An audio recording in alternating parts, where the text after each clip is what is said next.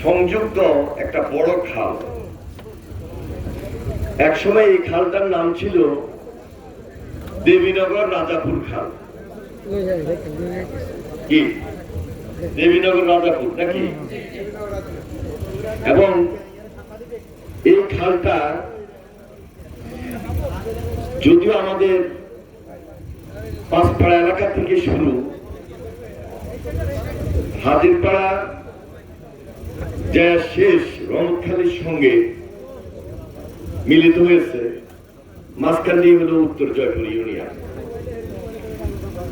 তিনটা ইউনিয়নের দীর্ঘদিনের জলাবদ্ধতা, আমরা যদি এই খালটা পুনরুদ্ধার করতে পারি তাহলে দীর্ঘদিনের মানুষের প্রত্যাশা ছিল যে জলাবদ্ধতা থেকে আমরা রক্ষা পাব।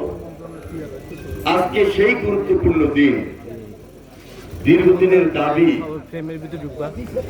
জনস্বার্থে জনগুরুত্বপূর্ণ বিদায় আমরা উদ্যোগ নিয়েছি। আজকে আনুষ্ঠানিকভাবে এই খাল পুনঃখননের কাজ আমরা শুরু করেছি। ইতিমধ্যে আপনারা দেখেছেন যে আমাদের এই এলাকার সবাই স্বতঃস্ফূর্ত ভাবে খাল পাড়ে আপনারা ছিলেন। আমরা আজকে মাটি কাটার মাধ্যমে কাজ শুরু করেছি। এই খালটি পুনঃখনন হলে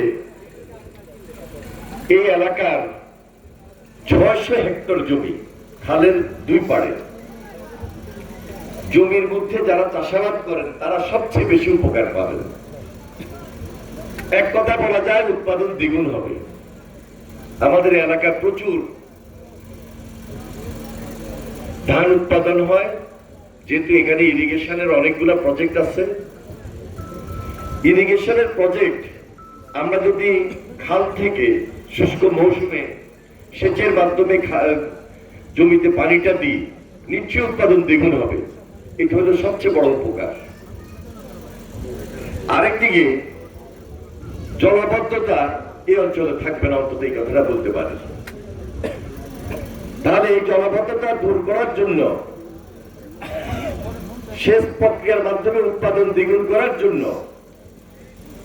মাছের উৎপাদন বৃদ্ধি করার জন্য এই খাল খনন আজকে আমরা হাতে নিয়েছি।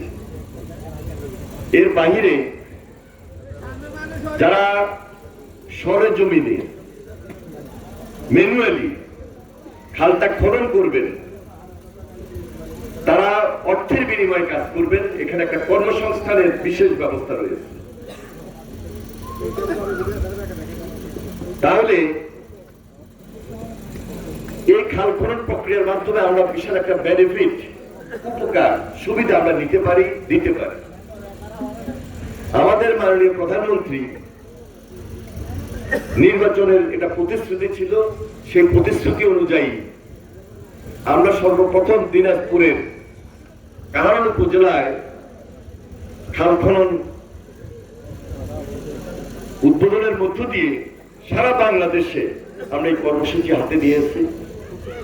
এই কর্মসূচি যদিও এই নির্বাচনের আগে আমাদের অঙ্গীকার ছিল, তার আগে শহীদ প্রেসিডেন্ট জিয়াউর রহমান তার জীবদ্দশায় মাত্র 3.5 বছর তিনি স্বনির্ভর বাংলাদেশ গঠন করেছিলেন এবং আধুনিক কৃষি সেচ ব্যবস্থা, আধুনিক বাংলাদেশ তিনি দেওয়ার ক্ষেত্রে সবচেয়ে বড় সহায়ক ছিল খাল খনন কর্মসূচি।